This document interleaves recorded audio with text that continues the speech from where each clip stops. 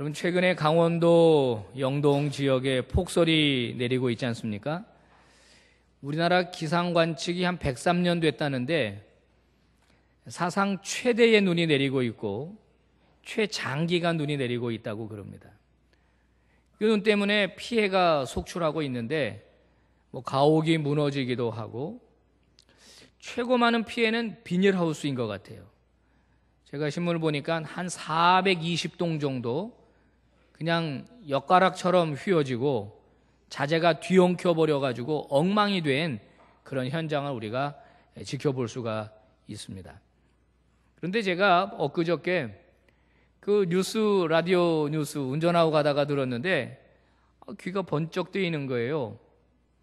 지은 지가 10년이 된 비닐하우스인데 멀쩡하게 버티고 있다는 겁니다. 그 중에서 그 이유가 뭔가 하고 그 비밀을 살펴봤더니 그 기초공사에 있었습니다.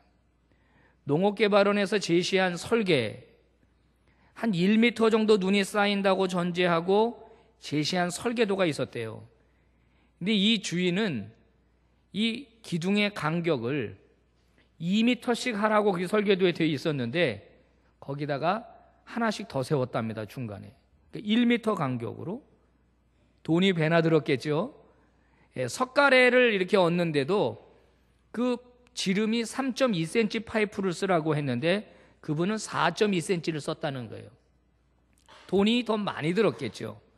근데 그렇게 기초를 튼튼하게 세워놓으니까 그렇게 눈이 왔는데도 그 비닐하우스는 끄떡없다는 겁니다. 대단하죠? 여러분, 임시건물이고 가건물처럼 생각되는 비닐하우스조차도 기초공사가 그렇게 중요합니다.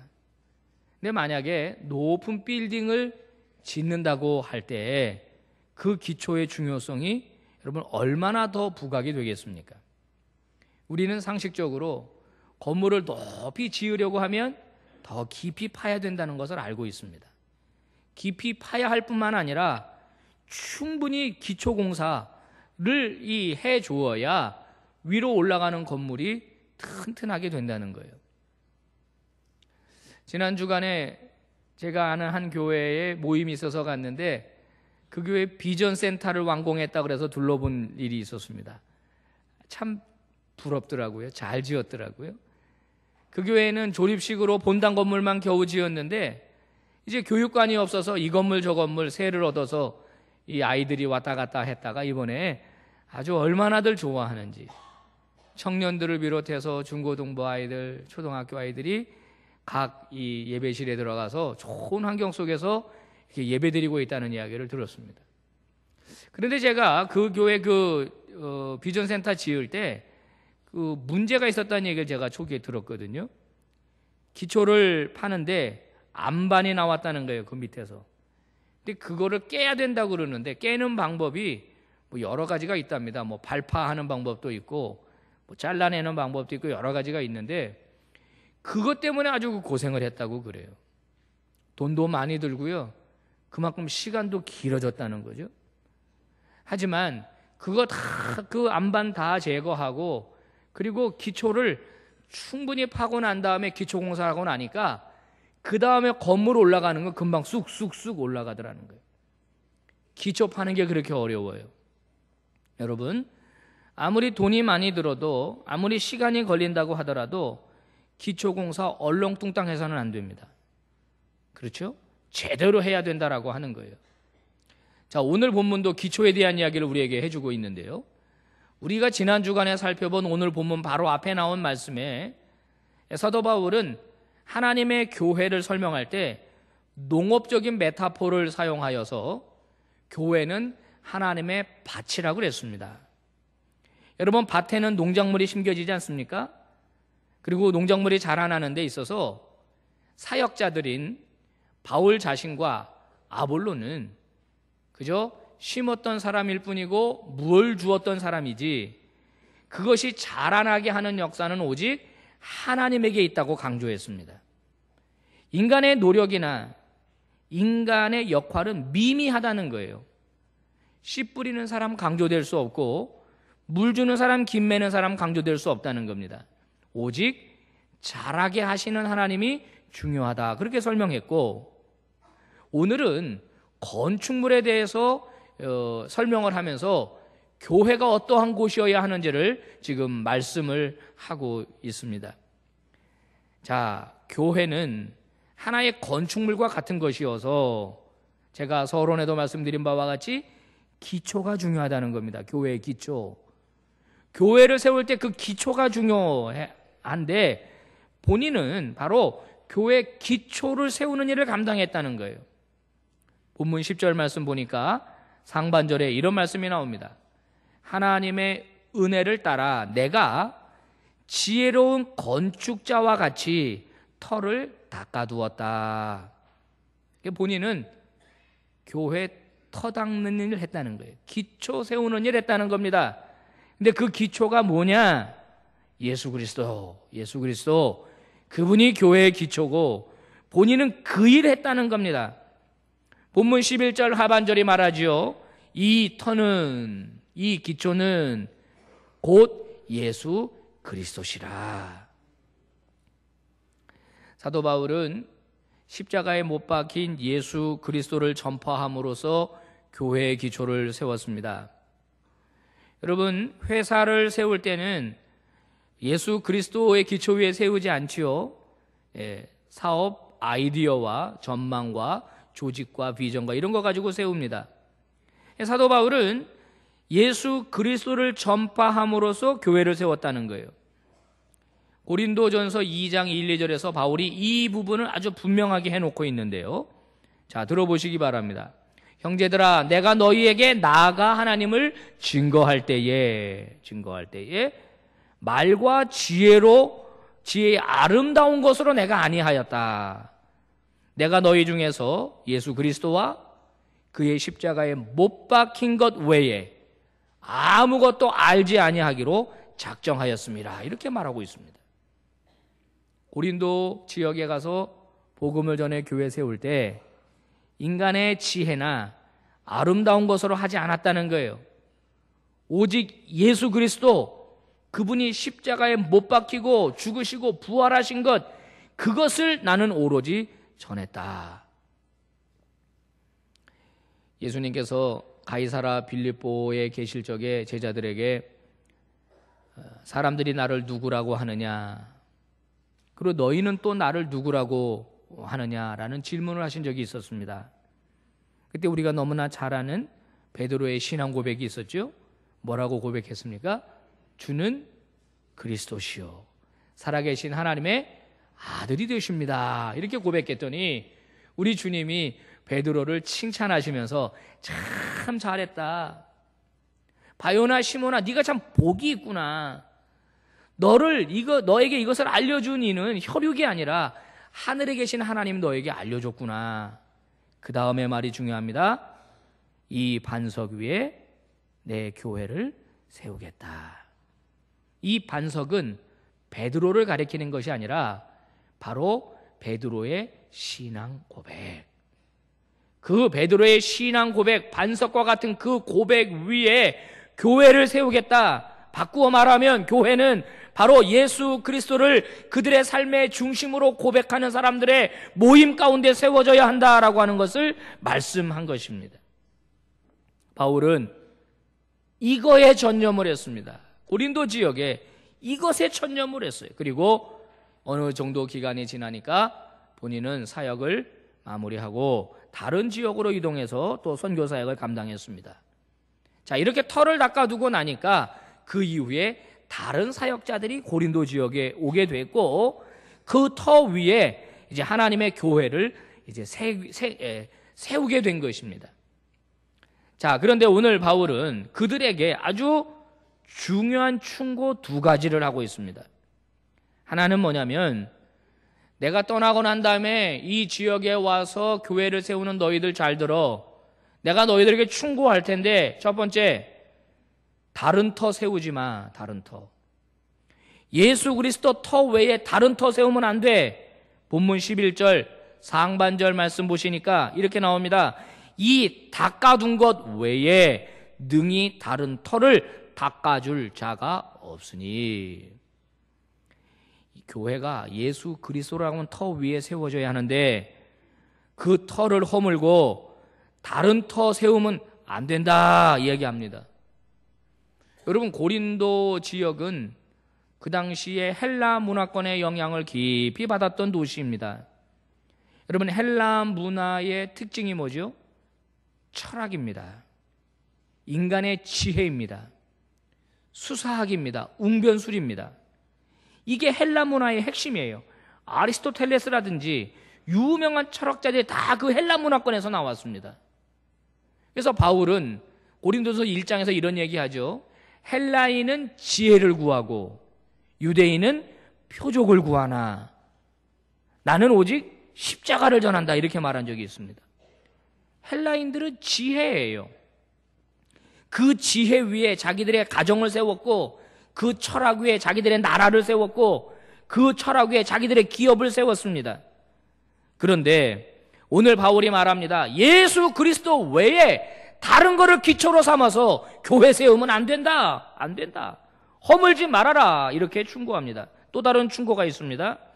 자, 그렇게 예수 그리스도 터 위에 너희들이 교회를 세우고 건축물을 세울 때 어떤 건축 자재를 사용할 것인지 조심해라. 조심해라.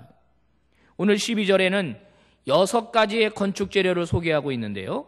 금, 은, 보석, 그리고 나무와 풀과 집, 이렇게 6가지의 건축 자재를 바울이 이야기합니다. 자, 여기서 금, 은, 보석과 같은 건축 자재는 매우 존귀한 것들입니다. 가치로운 것들입니다. 이것은 무엇을 말하는 걸까요? 예수 그리스도의 참된 가르침을 말하는 거예요. 참된 가르침, 이것은 보석과 같은 것이에요. 그런가 하면 나무나 풀이나 집과 같은 건축 자재가 있습니다. 이것은 무엇을 말하는 거냐? 인간의 지혜나 경험이나 어떤 이론이나 이런 것들을 말하는 것입니다. 자, 만약에 불이 나게 되면 어떻게 되겠느냐? 즉 불시험이 오게 되면 어떻게 되겠느냐? 그러면 나무나 풀이나 짚은 다 불타버리고 없어지지만 보석이나 금이나 은은 그대로 남는다. 즉 너희가 교회에 와서 목회하면서 성도들 가르치면서 양육하면서 하나님의 말씀으로 참된 가르침으로 너희들이 양육하지 않고 네 지혜로 네 경험으로 자꾸 그런 것을 가르치면 그것은 마치 싸구려 건축 자재를 사용해서 너의 집을 짓는 것과 같은 것이다. 그 사람의 집을 짓는 것과 같은 것이다 말하는 거예요. 나중에 심판받을 거야. 그러니까 조심해. 아무 걸로는 하지 말어. 조심해. 그 얘기를 지금 하고 있는 겁니다. 경주 마우나 리조트 붕괴 사건 우리 잘 알고 있습니다. 참 안타까운 생명들이 거기서 죽었습니다. 뭐 습설의 무게가 어떻고 왜 인제 와서 그러는 건지 말이죠. 지금 검찰에서 뭐 조사하고 있습니까? 부실공사. 여러분, 부실공사 지금 수사하고 있어요. 우리 옛날에 성수대교 붕괴 사건 잘 알고 있죠? 그 원인이 뭐죠? 부실공사예요. 여러분, 그 부실공사 때문에 얼마나 많은 사람이 피해를 당했습니까? 우리가 얼마나 많은 불편함을 겪었습니까? 얼마나 꽃다운 젊은이들이 세상을 떠나게 됐습니까? 제대로 지었더라면 안 그랬을 거 아니에요. 자, 부실공사 책임 묻겠다는 겁니다. 그죠? 책임져야 합니다. 그와 마찬가지로 하나님의 교회를 세우고 하나님의 성도를 양육함에 있어서 부실공사하면 책임지라, 하나님 그 말씀하는 거예요. 이 말씀은 1차적으로 여러분 목회자들에게 주시는 말씀입니다. 목회자들뿐만 아니라 지도자들에게 주시는 말씀입니다. 교회 안에 가르치는 사람들에게 주시는 말씀입니다. 과거 로만 카톨릭 시절에 로만 카톨릭은 교황 무오설이라고 하는 해괴망측한 이론을 내세웠습니다. 교황이 하는 말은 오류가 없다는 거예요. 여러분, 이 주장 때문에 종교개혁에 철퇴를 맞았거든요. 종교개혁자들은 이렇게 말했습니다. 무슨 소리야? 교황도 인간인데 그도 죄인이야. 어떻게 오류가 없을 수 있어? 이 세상에 오류가 없는 분은 오직 한 분, 예수 그리스도 하나님밖에 없지 어떻게 사람이 오류가 없을 수 있어? 여러분, 교황의 권위는 하늘을 찌릅니다. 그래서 종교개혁자들은 과감한 종교개혁을 일으켰습니다. 그래서 솔라 그라티아, 오직 하나님의 은혜가 우리에게 있을 뿐이다. 솔라 피데, 오직 믿음밖에 없다. 솔라 스크립투라, 하나님의 말씀이 우리에게 최고의 권위다. 이렇게 주장을 한 겁니다. 그런데 저는 요즘 우리 한국 교회 바라보면서 일부 대형 교회의 안타까운 현실을 바라봅니다. 하나님을 높이는 게 아니라 담임 목사를 높이는 것 같은 착각을 받을 때가 있어요. 물론 일부라고 생각하고 제 주관적인 생각입니다. 그런데 얘기를 들어보면 정말 우려할 상황들이 너무 많아요. 절대적인 권력을 가지고 있습니다. 그런가 하면 죄송하지만 어떤 교회는 장로님이 그 교회 주인 노릇하는 교회가 또 있습니다. 그분의 마음에 들어야 돼. 담임 목사도 그분 마음에 들어야지 그분 눈에 빗나가면 쫓겨가는 거예요. 성도들도 마찬가지입니다. 다 그분 뒤에 줄 서는 그런 교회가 있습니다. 더 황당한 교회도 있어요. 내 어느 교회라고 말하지는 않겠습니다. 그 교회는 안수 집사님이 주인입니다. 그분이 담임 목사 쫓아내고 몰아내고 장로님들 다 쫓아냈습니다. 자기가 주인 노릇합니다. 자기 마음에 드는 담임 목사 모시고 자기 마음에 드는 사람 장로로 세우고, 그랬다가 최근에 그분도 쫓겨났다는 얘기를 제가 들었습니다.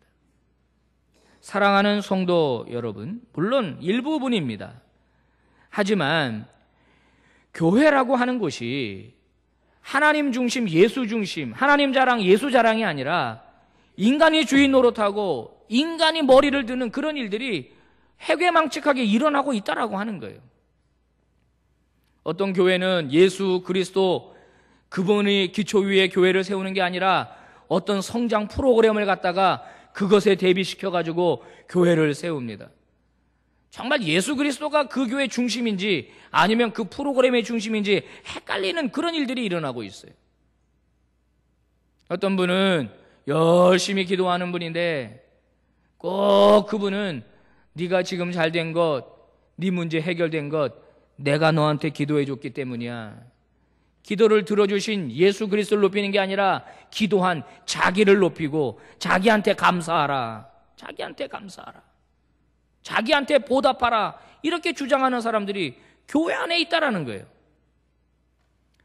자, 바울은 이렇게 교회의 터가 중요하고 그 위에 세워지는 건축자재가 중요합니다라고 말하다가 그 다음에 오늘 뭐라고 말하냐면 그 교회, 터가 중요하고 건축재료가 중요한 그 교회는 바로 너희들이야 말하는 거. 너희들이야. 16절 말씀 보십시오. 너희가 하나님의 성전인 것과 하나님의 성령이 너희 안에 계시는 줄을 알지 못하느냐. 바울이 뭘 말하고 싶었던 걸까요?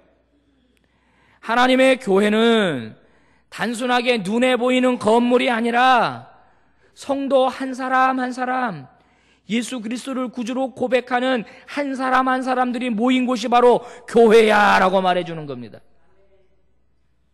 건물이 아니라 예수를 구주로 고백하는 사람들의 모임이 교회라는 거예요. 모임이 교회라는 거예요. 우리처럼 이렇게 예배당 건물을 가진 교회도 있지만은 학교 강당을 빌려서 예배드리는 교회도 있습니다. 그들이 모인 곳은 교회입니다. 학교 강당이라고 안 그래요.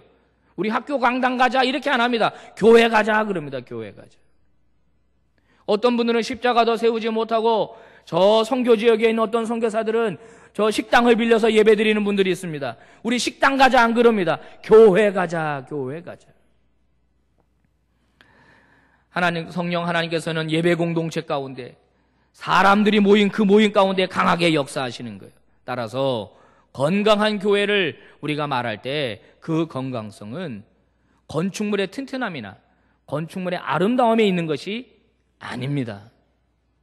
성도 한 사람 한 사람의 건강성이 그 교회의 건강성을 결정짓는 것이에요. 저와 여러분이 건강하면 우리 교회는 건강한 교회입니다. 그러나 저와 여러분의 신앙이 병들면 우리 교회는 병든 교회가 될 수밖에 없는 것입니다. 오늘 사도 바울은 말합니다. 교회를 더럽히지 말아라. 여러분, 과거 하나님은 눈에 보이는 성막과 성전에 계셨습니다. 그런데 이제는 눈에 보이는 건물에 있는 것이 아니라 눈에 보이지 않는 사람의 마음 속에 하나님이 내주하시기 때문에 너희 한 사람 한 사람이 교회라면 너희가 너희 안에 성령님이 거하시는 거룩한 전이기에 하나님의 교회를 더럽히지 말아라 말하는데, 그 더럽히는 행위는 무엇이냐? 여러분, 주일날 와가지고 우리가 예배당에는 되도록이면 저 음식물 가져오지 마세요, 음료수 가져오지 마세요, 그러죠? 여기다 커피 쏟고 말이죠, 주머니에 사탕 껍질 같은 거 버리고 교회 가면 교회를 더럽히는 행위가 됩니다. 근데 오늘 본문에서 사도 바울이 말하는 진짜 교회를 더럽히는 건 뭐냐? 교회를 모욕하는 건 뭐냐? 자기 자신을 높이는 거라는 거예요.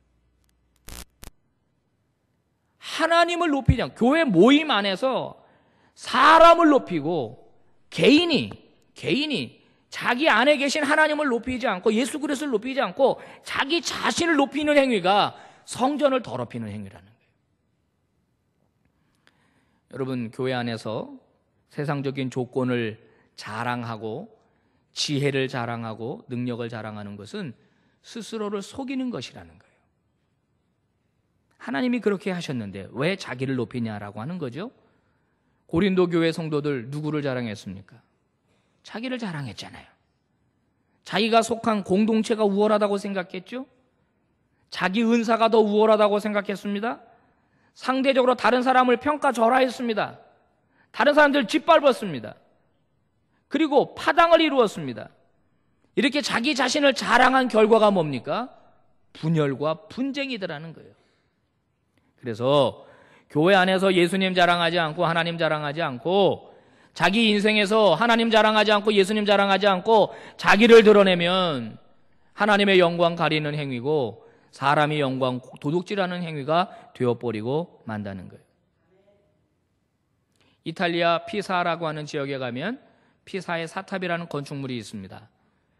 아마 가보신 분 계실 텐데, 자, 이 오랫동안 이 관심의 대상이 되고 있고 명소, 관광 명소가 되고 있는 이 피사의 사탑, 제가 보니까 한 840여 년 됐더라고요, 지어진 지가. 그런데 이거는 3명의 건축가에 의해서 지어졌습니다. 840년 전에 보나노 피사노라고 하는 건축가가 한 100m 정도의 높이를 염두에 두고 이 탑을 설계했는데요. 건축을 시작하고 2층을 올리는데 그만 연약한 지반 때문에 건물이 기울기를 시작했습니다. 건축을 중단할 수밖에 없었어요. 2층 올리다가 만 형태로 그냥 중단돼 있었다는 거예요. 그리고 94년이 흘러서 조반니 디 시모네라고 하는 건축가가 그 위에 다시 공사를 재개했지만 이 탑은 비틀어지고 회전까지 하면서 공사를 또 중단할 수밖에 없었습니다. 그리고 마지막으로는 1319년에 토마스 디 안드레아 피사노라고 하는 또 건축가가 나서서 종전의 기울기를 무시하고 수평과 이 지면과 수직이 되게끔 해가지고 건축물을 쌓아 올리고 7층까지 얹어버리고 난 다음에 그냥 완공을 선언해버렸습니다. 원래 계획대로 짓지 못한 거죠. 여러분, 자, 두 번째, 세 번째 건축가가 건물을 지을 때 그들은 이미 기초가 잘못된 것을 알고 있었습니다. 그렇다면 2층까지 지었더라도 그거를 허물고 기초를 다시 다지고 난 다음에 새롭게 지었더라면 원래 설계한 대로 올라갈 수 있었을 겁니다. 그런데 기초가 잘못된 줄 아는 상태에서 그 위에 탑을 쌓아 올라가다 보니까 이게 점점 기울어지는 거예요. 매년 조금씩 기울어진다면서요? 어떤 전문가들은 한 250년 지나면 무너질 거라고 그렇게 내다보는 사람도 있더라고요. 물론 아니라고 하는 사람도 있지만 말이에요. 사랑하는 성도 여러분, 오늘 우리 교회의 기초는 어떻습니까? 여러분의 인생의 기초는 어떻습니까? 혹시 잘못된 기초 위에 여러분의 인생의 탑을 쌓아 올라가고 있지는 않습니까? 만약에 내 기초가 잘못되었다면 지금까지 쌓아 올린 것을 과감하게 허물어야 합니다. 그리고 기초를 다시 손봐야 됩니다. 그 기초가 누구입니까? 예수 그리스도라는 거예요. 예수 그리스도의 기초 위에 내 인생의 탑을 쌓지 않으면, 예수 그리스도라는 기초 위에 교회를 세우지 않으면 그 건축물은 위험합니다. 하지만 예수님을 기초로 한 인생, 예수님을 기초로 한 가정, 예수님을 기초로 한 비즈니스, 예수님을 기초로 한 교회는 건강합니다. 영향력이 있습니다. 능력이 있습니다. 세상에 빛이 됩니다. 소금이 됩니다. 저와 여러분의 인생에 예수 그리스도가 인생의 기초가 되시기를 주의 이름으로 축복합니다. 사람이 인생을 살아가는 데는 두 가지 태도가 있습니다. 하나는 예수 중심의 인생이 있고, 다른 하나는 자기 중심의 인생이 있습니다. 신앙생활하는 그리스도인들조차도 자기 중심의 인생을 살면서 신앙생활하는 사람들이 있습니다.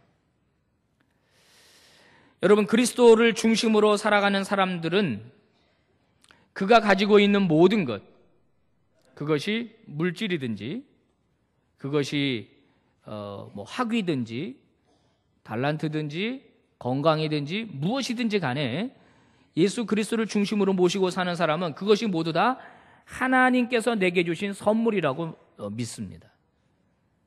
그래서 자기에게 주신 것, 자기는 그저 청지기일 뿐이라는 거예요. 마치 달란트 비유에서 5달란트나 2달란트 받았던 사람처럼 본인은 청지기로 알고 있습니다. 그래서 이 받은 모든 것을 다 하나님의 영광을 위해 사용하겠다고 기꺼이 그는 이야기하고 그렇게 말합니다. 자기 삶에 잘 되는 일, 좋은 일은 다 하나님에게로 돌립니다. 하나님의 자랑으로 돌립니다. 그러나 반대로 자기가 중심인 인생을 살아가는 사람들은 모두가 자기 능력 때문에 이루어진 일이라고 생각합니다. 내가 똑똑해서, 내가 능력이 있어서, 내가 잘나서 이만큼 됐지라고 생각을 합니다. 감사는 없습니다.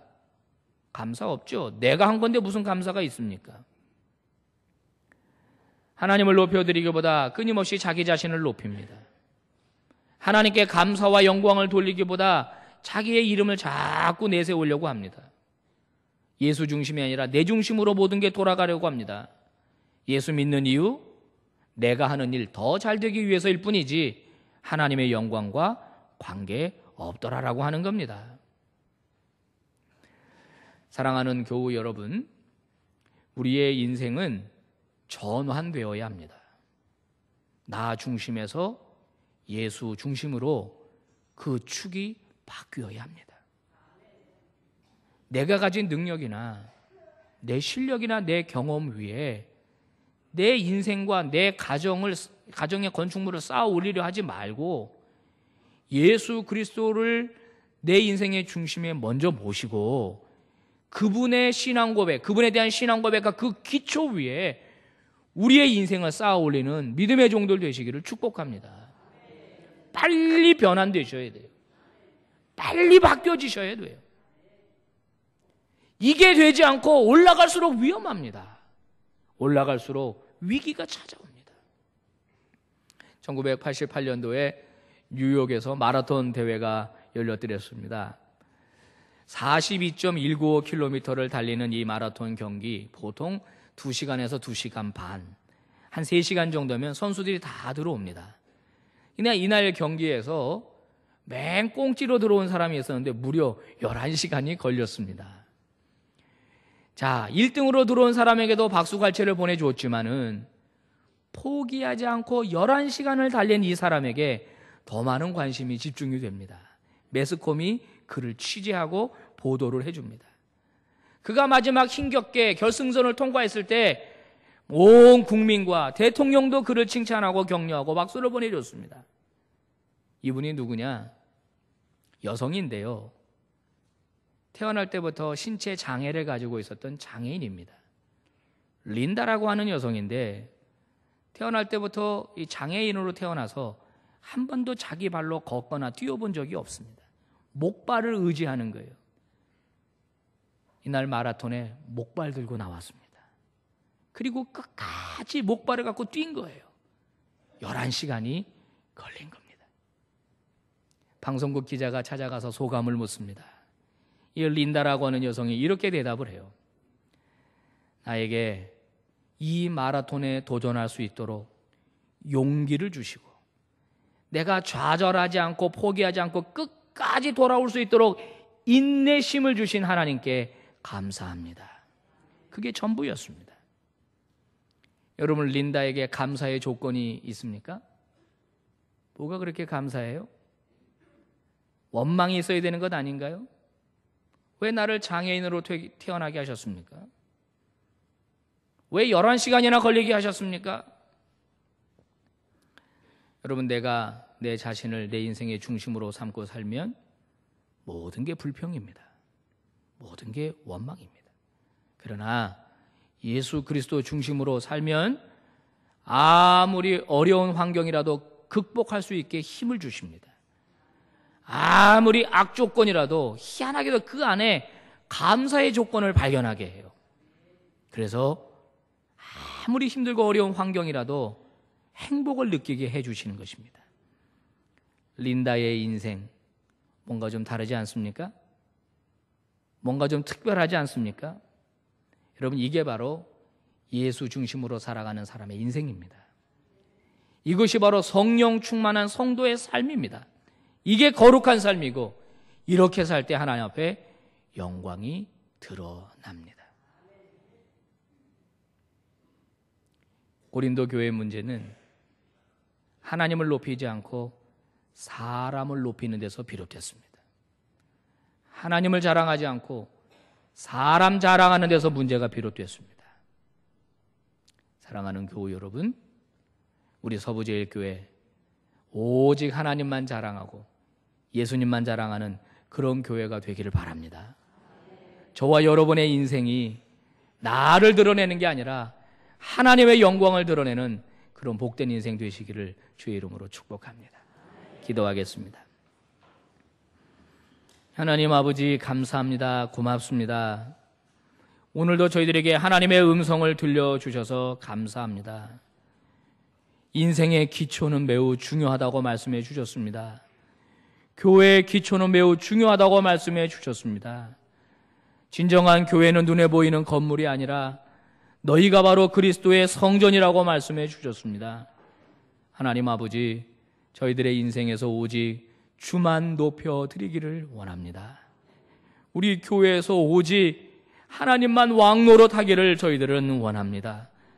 우리 모두 과감하게 주인의 자리에서 내려오게 하여 주시옵시고, 내가 주인 삼은 모든 것들을 다 내려놓게 하여 주시옵시고, 겸손하게 하나님 앞에 고개를 숙이고 하나님의 영광 드러내는 복된 인생으로 살아가게 하여 주시옵소서.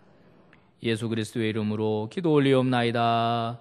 아멘.